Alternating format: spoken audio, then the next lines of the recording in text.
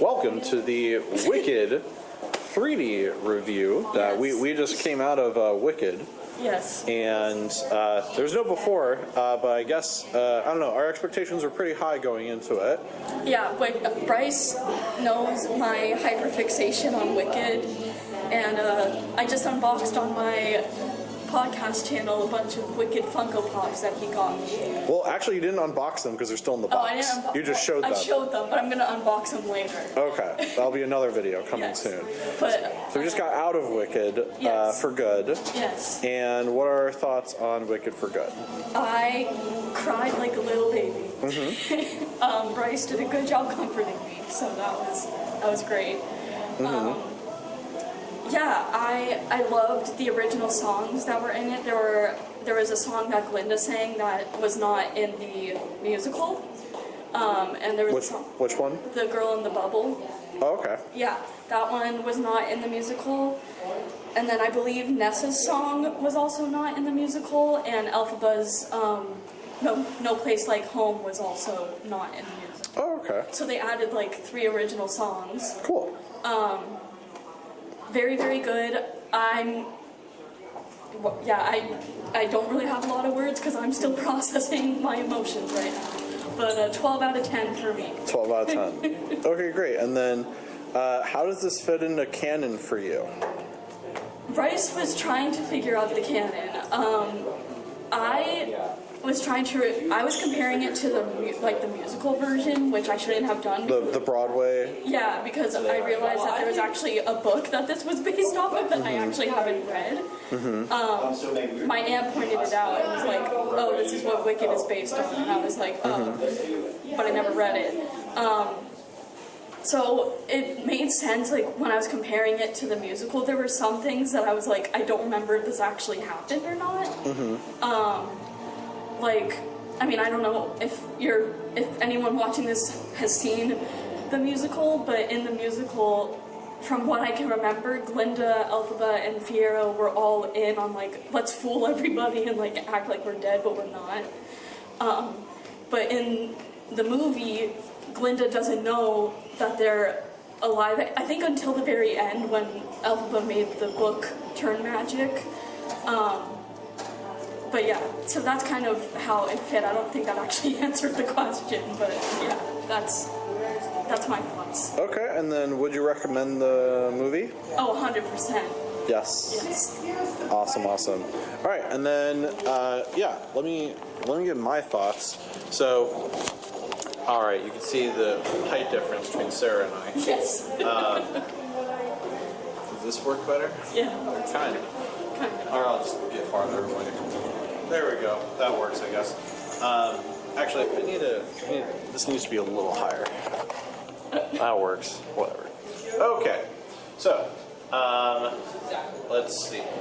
I thought it was pretty good. I definitely like the songs. I think it's on the same level of quality as Wicked Part 1, for sure. I would give this movie, on its own merit, I think I'd probably give it a 9 out of 10. I think that on its own, it's fine. Because I was thinking about it, the canon between this whole story and The Wizard of Oz and how that fits together.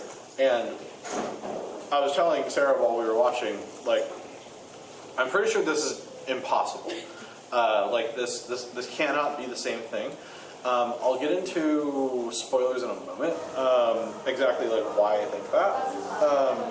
But yeah, I'm pretty convinced like this is the Wizard of Oz cannot be canon to this universe, and this universe cannot be canon to the Wizard of Oz.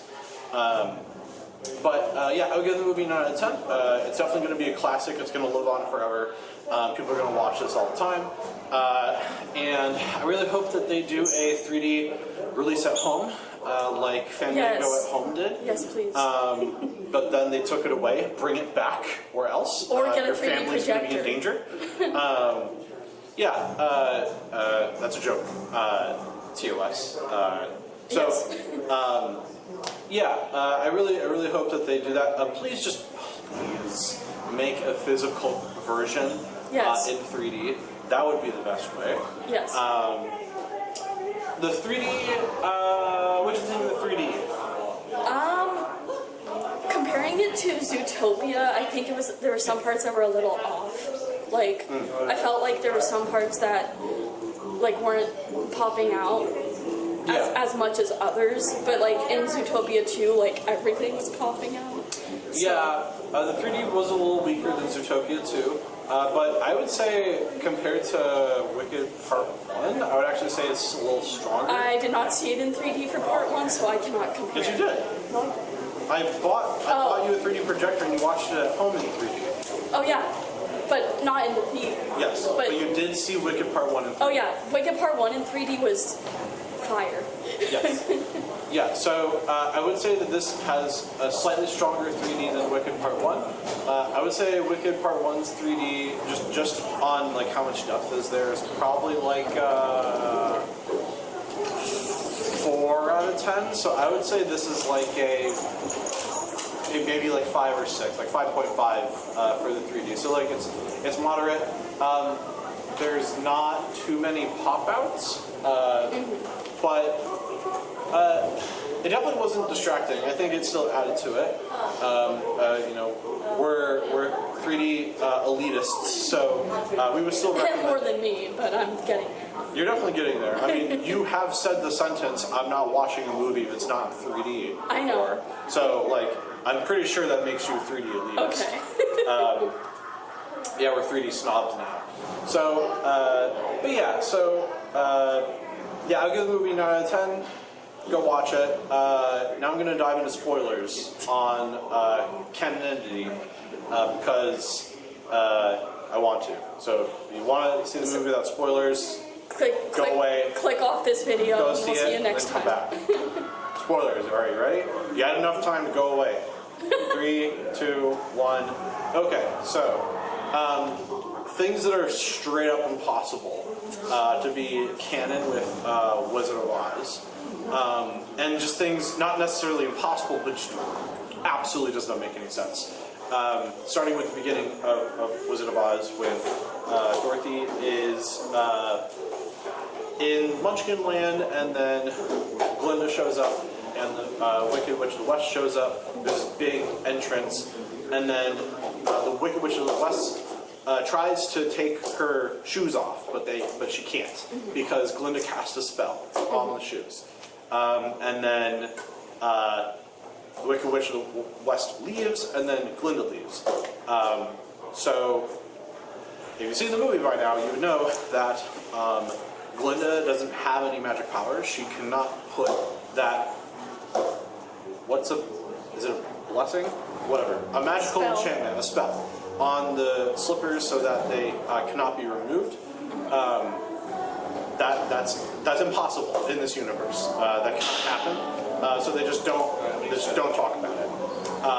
And then in Wicked Part 2, it seems that after Dorothy has already left to go down the Yellow Brick Road, Glinda, it appears that Glinda was still there. That like she didn't come back. She didn't leave. She was just there the whole time. Elphaba told her like go, but they in the movie they're like on opposite sides of a door, and Glinda just stayed there, and she was watching like this whole thing happen. So, are you talking about the end of the movie?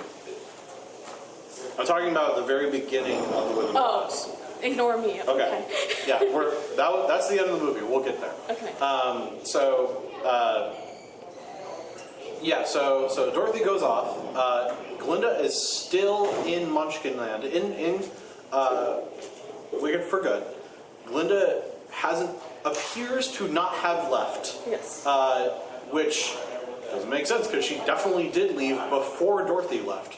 So the only way that this one isn't like impossible, just seems very unlikely that after both the Wicked Witch and Glinda left, they immediately came back right after Dorothy left.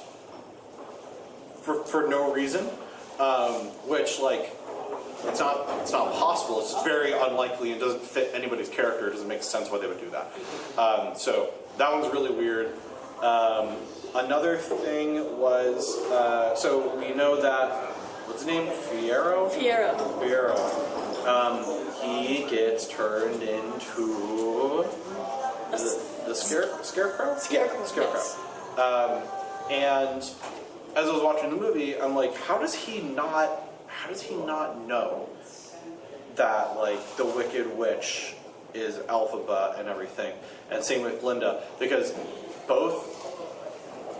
I'm pretty sure, yeah, both Glinda and the Wicked Witch of the West interact with the Scarecrow. And why has nothing been exchanged? Why would that have not happened in The Wizard of Oz? There was also a moment in The Wizard of Oz when they're in that one forest with the trees that talk and throw apples at the characters.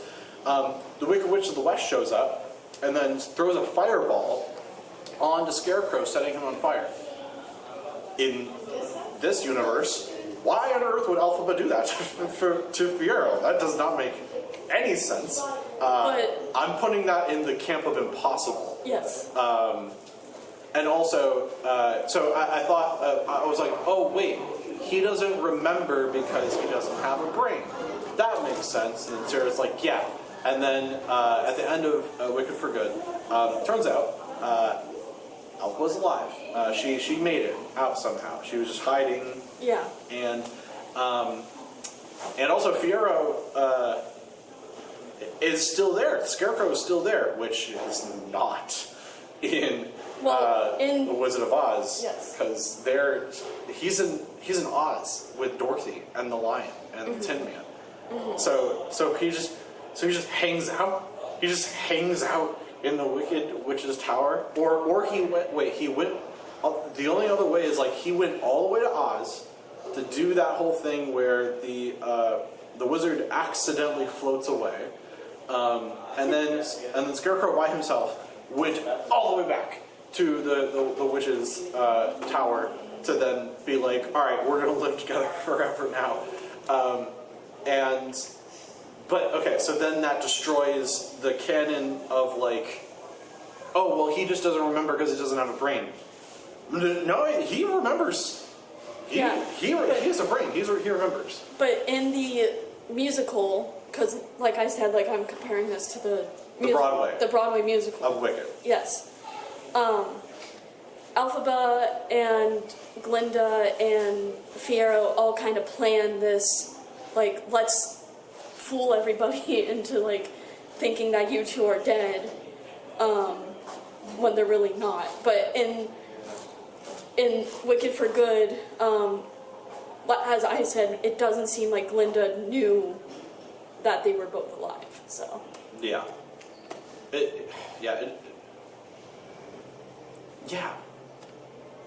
because Glinda she like mourned over her.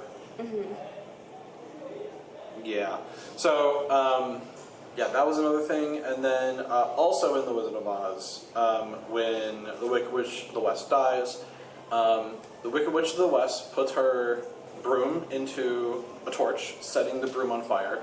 And then she says something that's a very famous line that I don't remember, to the Scarecrow, threatening him about setting him on fire. And then she sets him on fire in The Wizard of Oz. And then Dorothy... Is it I'll get you, my pretty?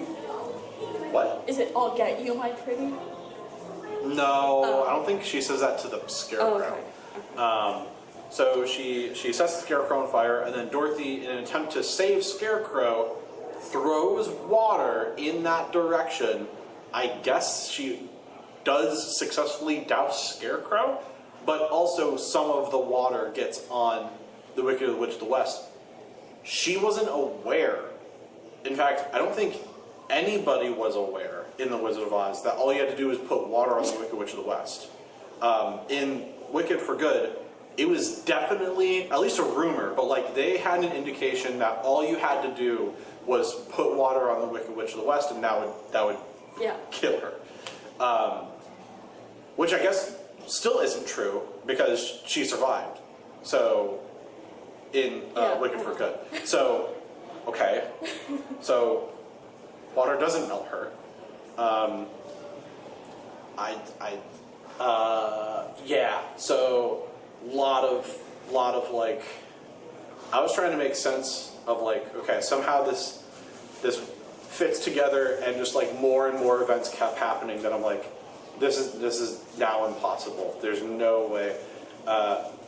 At first I thought, maybe Wicked isn't canon to the Wizard of Oz universe, but Wizard of Oz is canon to Wicked. At least when I saw Wicked Part 1, it seemed like there wasn't anything that was like in direct conflict with that, but now I'm pretty sure there is. Like, now it's not possible. So Wicked is its own thing entirely. My headcanon of all of this is, if I'm going to throw in Oz the Great and Powerful, is Oz the Great and Powerful happens first, then The Wizard of Oz happens, because both don't conflict with each other, and they could both definitely happen. And then, at the end of Wizard of Oz, Wicked Witch is dead. The very beginning of Wicked Part 1 could be canon, where Glinda shows up to Munchkin Land. She's like, "Hey, Wicked Witch is dead," and Glinda throws a torch onto the Statue. The wooden statue of the Wicked Witch, setting her on fire, which even now still seems out of character for Glinda, because like, why would Glinda participate in the burning of the Wicked Witch if she has all this respect for her? Well, like I told you, in Wicked Part 1, when they're singing about the Wicked Witch being dead, and she kind of sings like in a high-pitched voice, she's hiding her true emotion. So Yeah. she's trying to hide that, like, no, I'm actually not okay with this. Yeah, like, so she's faking it, and yeah, it's very disrespectful. She yeah, set afire the Yeah. thing of Elphaba. And then she's like, and then someone's like, "Oh, you knew her." Is it She's true like, that you were friends? Yeah, is it true you were friends? She's like, "Yeah, well, I knew her. Well, our paths did cross at school." And then the camera goes off into the distance, and my headcanon is Glinda made up this whole thing. She's super creative, and she made up this whole giant ass story of Wicked Part 1 and 2, and then just told all of the Munchkins that, and then Elphaba still being alive after all of that is either in Glinda's imagination, which doesn't make sense to me, or she's trying to say that the witch is safe because she's no longer... yeah, I would say, or that part is canon, where like that part could fit into the Wizard of Oz universe, except that Scarecrow is there, Yeah, and he remembers everything. yeah, So that can't be. Yeah. So even the end of Wicked for Good cannot be canon to the Wizard of Oz. It's impossible. So I guess all of it is just in Glinda's imagination, and that's where this story fits in. That's my personal headcanon to why this even exists at all. But otherwise, if it's like, if you can separate it to like, okay, Wicked is its own thing. Fuck the other movies. It's its own thing. yeah. Then fine. Then like, yes, on its own, I would say 9 out of 10. I have no particular gripes with it. Just more confusing things because. But if you're like trying to piece together it with the Wizard of Oz, it's just straight up non-canonical. There's no way that could ever possibly work. So yeah, if you are to do that, that would definitely lower the score because then it's just straight up plot holes. Like it does not make any sense. So yeah, I forget exactly what they did in the Broadway musical, but according to Sarah, they put on a whole trick. I guess that makes more sense in the Broadway musical. So because of that, I think that's the reason I would take a point off, because I would say that the Broadway musical makes more sense than this.